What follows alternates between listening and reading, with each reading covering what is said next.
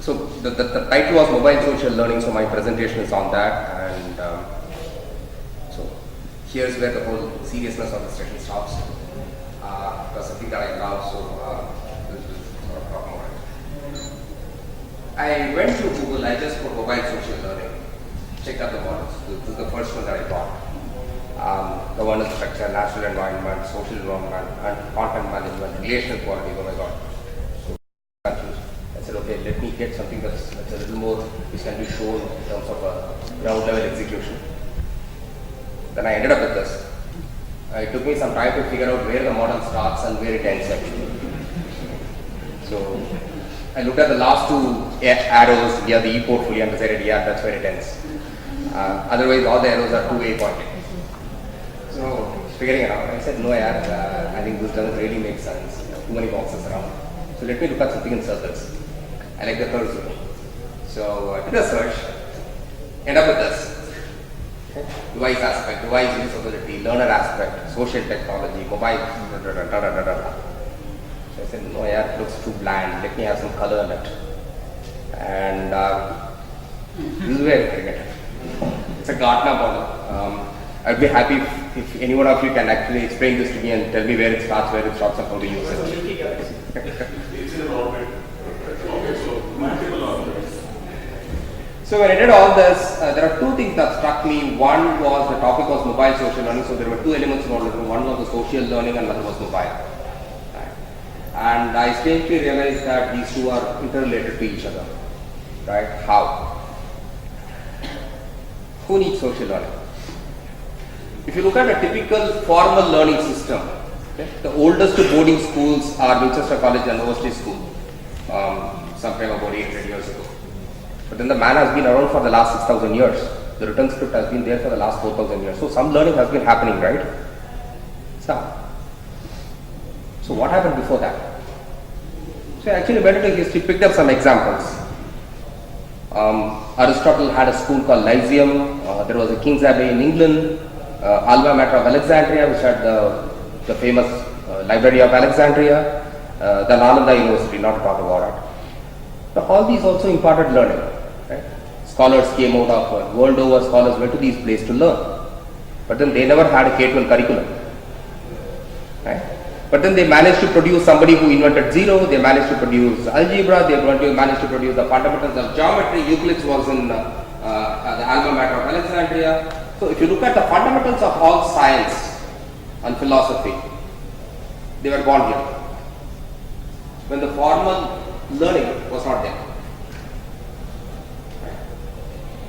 Then I realized that learning has got to do something more with social than with learning.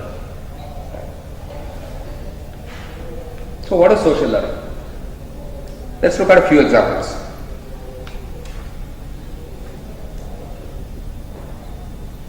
How many of you went to classes for these? In which seminar did you learn all this? Sorry? Went one for parents. Oh, good. These are fundamental skills that we have picked up, we use on a daily basis, but nobody taught us this. We never learned this formula. So, as he rightly said, the person research that 70% of our learning actually happens outside the formal spectrum. So, as a training manager, the N&D head of a company, what I'm doing, I'm dabbling with 30%. Too bad. I'll say this to my CEO.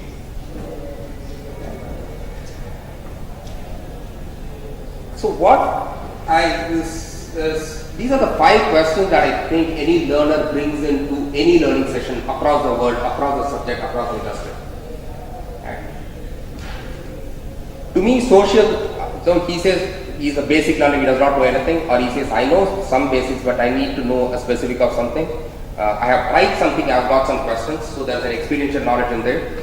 I want to know the advanced concepts, I have already done the basics, I know I've experienced it, I know how to do it, but I want to know a little more. And where can I share the best practices? This is also a part of learning. I teach, I learn. So these are the 5 things that he brings to any seminar, any class in the world. In that, to me, the mobile learning comes on the left hand side 2 columns, which is I know the basics, I need to know a specific topic better. I have tried something and I've got questions. These are the areas in which Web 2.0 application apps come, which is your wikis, your blogs and all that, and this is where your mobile comes in, rather than actually delivering a packet. So, if you look at any technology-based learning, there are two things that are involved. One is your learner's capability, two is your technology's capability. Right? So that is what he was talking about, 45 plus learners learning better in Reneco, Hindalco, right? And then the Wipro 25-year-old guy not looking at it. So there are certain capabilities to a learner that is enforced by the environment and also by the drive of the learner. And there are certain capabilities that is inherent to the technology. I sort of divide it in terms of the perceived ownership. Who has the ownership to ensure that a knowledge transfer happens in a certain process? So on one end is the lecture, and the other end is your self-learning modules, which are PPTs or your e-learning modules or whatever.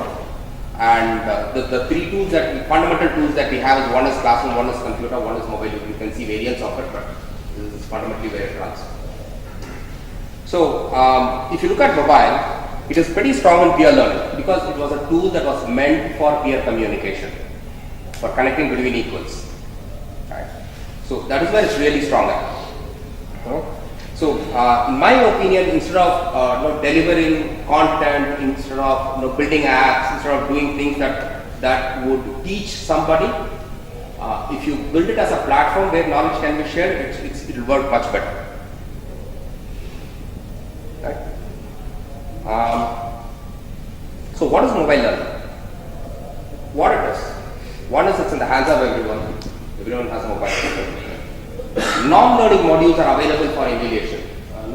We never think of something like WhatsApp or Viber or other apps that don't really relate to learning, but which is something that we can use as a model or look at as a model. But these are models that are available because what do you want to do? Your dream is to have a learning app which will have the loyalty of a WhatsApp, correct? The only sustainable device for the future, at least that's how people are talking about it, this is how I see it. The laptop sales have gone down below the tab sales, and actually even the tab sales will go down. So the only issue with the mobile is the visibility because your screen is only this much. So at least what I see is there are two things. One is you have mobiles with projections, so you can actually project on a wall or somewhere which you can. So you will probably have small screens that are sold on the streets, which you buy and put it on a table and you project it anywhere. Or something like a Google Glass. So what is in the mobile you actually see on the glass and you actually see, experience the whole thing. One of the two things. But this is the only sustainable device that I see today which is going to stay for a long time. And the fourth is taking learning to the learner. This is a completely learner-centric device. However, a training manager might try, he is not going to deliver his content. He is only going to deliver what the learner wants. So what needs to be worked out? One is your operating system and device diversity. Today, fairly the operating system is at 3 levels. One you have the Windows, the iOS, and the Android. Okay, hopefully it's stabilized. Second is multiple service providers. So the call goes from one service provider to other. Third, so you always have issues of connectivity, usage, and other things. The third is the interface size and the immersiveness, the screen that I was talking about. So my experience has been the smaller the screen is, shorter the content should be. So or less the absorption is. So that is the reason you really get absorbed into a 70mm movie, but not so much when you see the same movie in your television. That's the reason you like a 50-inch TV more than a 30-inch TV. So the bigger the size of the screen is, the more immersiveness there is. Mobile is smaller, so it's a drawback. Before coming to this point,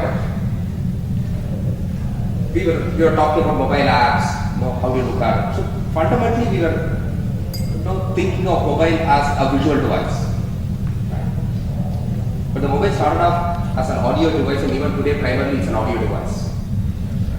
So I'll give you a small story or a case that we did at Workham. We are a pharma company. We've got about presence in about 700 locations for our sales guys.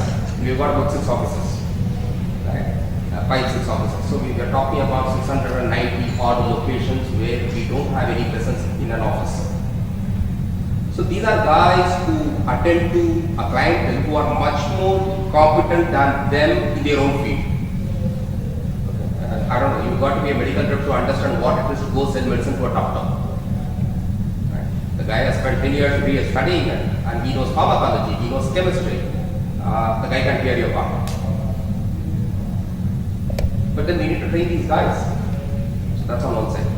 On the other side, with the competition coming from BPOs and other new age industries, the choice of medical rep as an option, profession, has considerably gone down.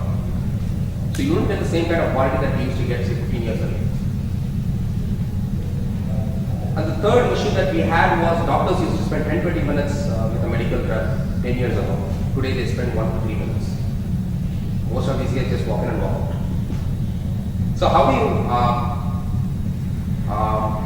you engage these guys? How do you teach these guys those survival skills in selling? That's a big question to us.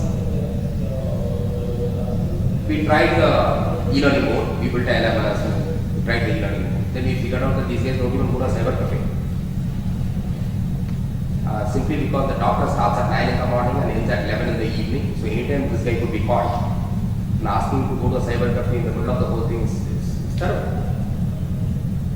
So that is when we decided, we realized that what he has is only a mobile. But unfortunately, these guys don't have a smartphone. So these are mobiles which carry only there are 2,000 rupees, 5,000 rupees mobiles. Right. So how do we do it? Yeah, one was texting. Then the idea that struck us was, why not use voice? Because voice is something that's what mobile is meant for and could be comfortable use. So what we did was we simply picked up this technology called IVR. I don't know how many of you know IVR? Yeah. So the uninitiated, IVR is nothing but when you call up a phone banking, it says press 1 for personal banking, press 2 for credit cards. The same stuff. It's been there for the last 20 years, 25 years. So we picked that up. And instead of press 1 for personal banking, we put press 1 for product name, press 2 for product name. So he presses it, he listens to a 1 minute, 2 minute message on either the feature of the product, or the USP of the product, or the critical questions that the doctor might ask that he has to answer. Now you might have noticed these guys spend about 20 to 40 minutes sitting in a doctor's waiting room before actually walking into the doctor's cabin. So during this time, if you watch these guys, they are generally chatting with each other, and, looking at the bags, looking at the other patients, and talking to them, doing nothing much. So we actually help these guys to understand that they can actually utilize this time to understand the product before they actually go in and pitch in for that specific product. So these guys just dial in, they listen to the whole thing, they just go and pitch in. So it is very similar to the process of a kid memorizing the nursery rhyme and going there and learning out. Sorry. So it is very similar to the kid who listens to a nursery rhyme and goes out and blurts it out. So with this, we've seen that the overall confidence, which we call as an in clinic effectiveness in the sales force, has really increased. So it is just-in-time learning, pretty not really sophisticated, but works all over the place. So it's not the Mercedes and the Ferraris that we are talking about. It's just an ambassador car, but it works. It runs all over the place.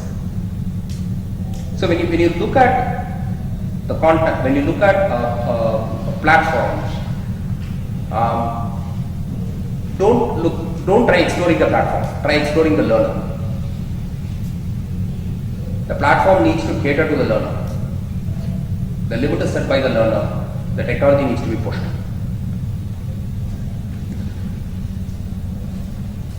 Let's look at some pointers. Final step. Mobile learning, at least what I understand, is it should be in small packets, not more than 3 minutes. Anything, audio, video, anything that you talk about. Okay. You can preferably use it for teasers, reinforcements, and mistakes. We use it as a teaser for our marketing campaigns. We use it as a reinforcement for programs that these guys have attended. So we use a Kirkpatrick model where we do a follow. So the important points of the program is actually given out. And of course, this takes. We actually we ask them, how much have you understood this program? So it's a survey that we actually run. We also run surveys on marketing campaigns. We run surveys on other learning initiatives that has happened. Audio, text and video sessions in that order is the ideal way to run a mobile as of today. Like, I don't know what tomorrow's technology is going to be, but as of today. I'm talking from the robustness of the platform and the certainty of the platform. Use existing public technology. Don't ignore WhatsApp. I think the biggest failure or the biggest miss we have had as a learning community is that we have failed to use Facebook as a learning platform in companies. I think that's the biggest mistake that we have done. Let's not try to repeat that in mobile. If something works in mobile, see how we can adapt learning to that mobile. I think the typical question that we ask is, how do I convert my classroom training into e-learning? And we have not really gone much. I think the question that we need to ask is, why are people flocking to Wikipedia?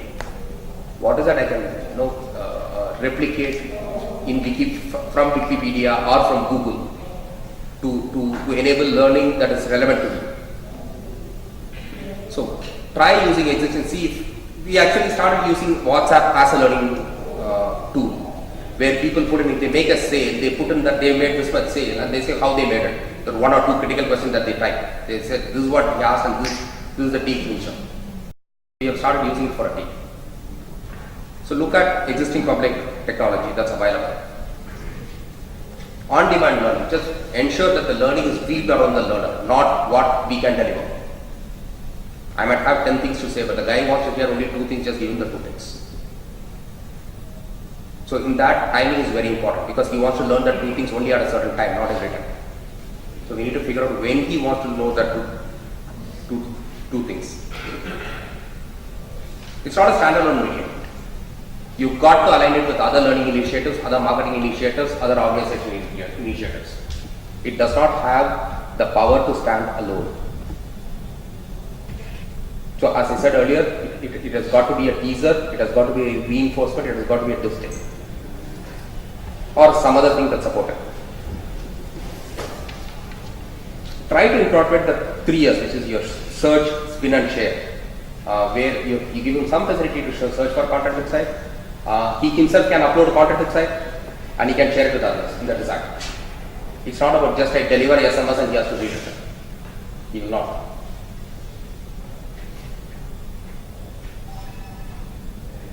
This is what I picked up from the net on all the existing technology that could actually be used for learning across. So it starts from Facebook and ends with Yammer. There are hundreds of, you can use Twitter, you can use Twitter. And all these things can also be used in mobile today.